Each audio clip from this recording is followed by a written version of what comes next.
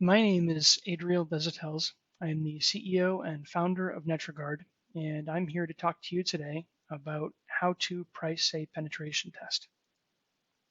Netragard is a realistic threat penetration testing company. We were founded in 2006 on the premise of providing high-quality, research-driven offensive and defensive security services.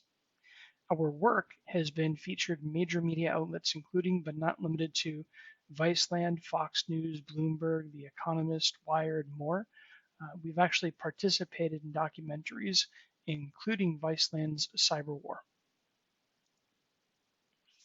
So the penetration testing industry is a services industry.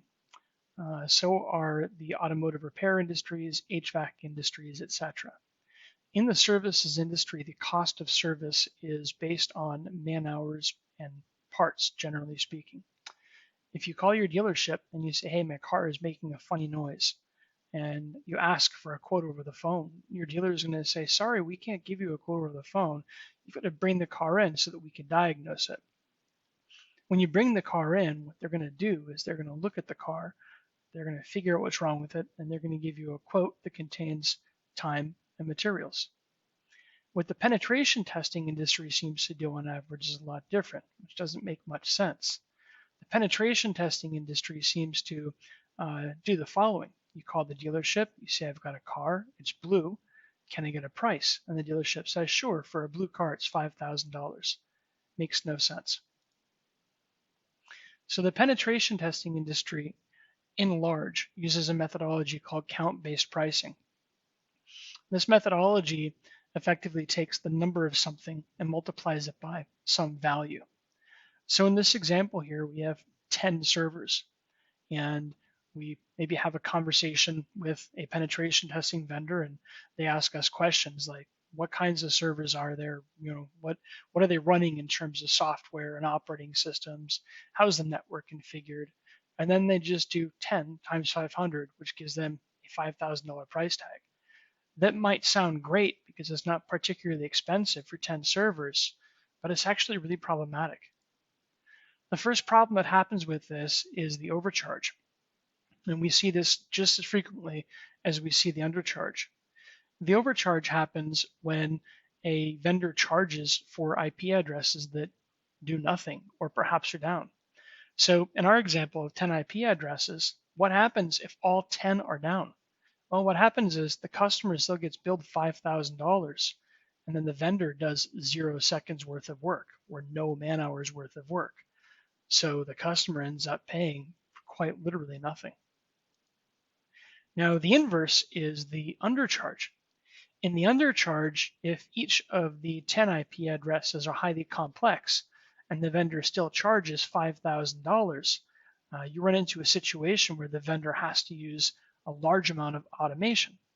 So in our example here, we have 10 IP addresses that each require 40 man hours worth of work, or a total of 400 man hours. It's not uncommon for web applications to require that much work. They're moderately complex. That would equate to about $12.50 an hour, which is minimum wage. No penetration testing vendor can deliver a bona fide manual penetration test at these price points. They're going to have to compensate using automation, and their automation percentage will be as high as 80%. So really what a customer would be receiving would be a vulnerability scan that makes up 80% of the work, and then maybe 20% manual work. But included in that 20%, you have the report costs, you have the customer support costs, et cetera, et cetera. So rule number one, and really the rule, is that any penetration testing service that's priced using a count-based pricing methodology cannot be a bona fide manual penetration test. It's just not possible. And that's because the count-based pricing does not take any measurement of workload. It's entirely arbitrary. Diagnostic pricing is something that few vendors do, but it's the right way to price a penetration test. Diagnostic pricing provides a near exact measurement of workload using a process that's called attack surface mapping. This process gives you a very clear understanding of what systems are up, what systems are down, what services are being offered, how complex those services are, what those configurations are, etc. Using this pricing methodology, a penetration testing vendor is able to get a really clear understanding of workload. And not only do they get a clear understanding of workload, they can justify the price down to the penny. So customers should always challenge penetration testing vendors to justify price. Why does it cost this much? Why are we paying this much for this type of thing? Why does our network seem so big, etc. Now, diagnostic pricing actually does something else that's particularly cool. Diagnostic pricing provides automatic sampling. So if you have, just say for the sake of argument, 3 systems that are exactly identical, when you do diagnostic pricing, you're going to see that all 3 are exactly identical.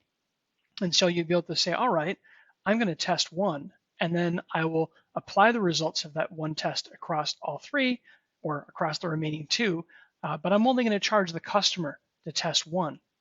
So instead of doing what count-based pricing would do, which would be to charge you for 3 IP addresses, diagnostic pricing rather would charge you for a single IP address. Now in this example, where there are 10 systems, you can see the port numbers below the servers. There are 6 unique samples representing 13 total services across 10 total targets.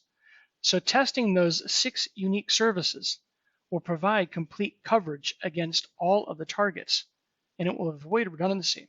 And not only that, but you're not going to get billed for systems that are down. So you could have a network that has 3,000 IP addresses, but you only might need to have 250, 300 unique instances tested if you have good sampling. So that's the gist of it. We try really hard to be as educationally beneficial and as transparent as we can be to our customers.